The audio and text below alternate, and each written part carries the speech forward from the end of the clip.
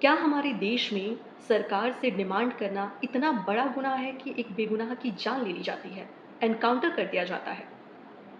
भरत तिवारी, आखिर क्या डिमांड थी उनकी? पास के गांव के लोगों की बुनियादी सुविधाओं की ही तो बात कर रहे थे। सरकार से बस छोटी सी डिमांड थी।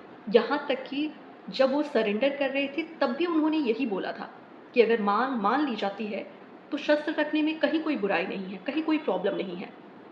आप बस मांग मानिए, हम शस्त्र रख देते हैं। उसके बावजूद भरत तिवारी का एनकाउंटर कर दिया जाता है, और ये कहते हुए कि वो मानसिक रूप से बीमार थे। जब वो मानसिक रूप से बीमार थे तब तो ये एनकाउंटर किसी हाल में नहीं होना चाहिए था। यहाँ तक कि बिहार के मुख्यमंत्री ने भी ये बात स्वीकार की है कि वो मानसिक रूप से बीमार थे। तो फिर प्रशासन ने एनकाउंटर क्यों किया? जहां इस देश में बड़े बड़े अपराधों पर आरोपियों को पकड़ने के लिए हाफ एनकाउंटर किया जाता है, वहां एक समाज सेवी, एक युवा की जान ले ली जाती है। हमारा कानून भी तो ये कहता है कि लाख अपराधी बच जाएं लेकिन एक मासूम, एक बेगुनाह की जान नहीं जानी चाहिए। और वही हुआ बिहार में, एक बेगुनाह की जान ले ली गई एनकाउंटर के नाम पर। इस देश में समाज सेवी होना इतना बड़ा गुनाह बन चुका है। बार बार प्रशासन की तरफ से एक ही बात कही जा रही है कि उसने हथियार उठाया था, उसने वेपन का इस्तेमाल किया था, जो कि गलत है।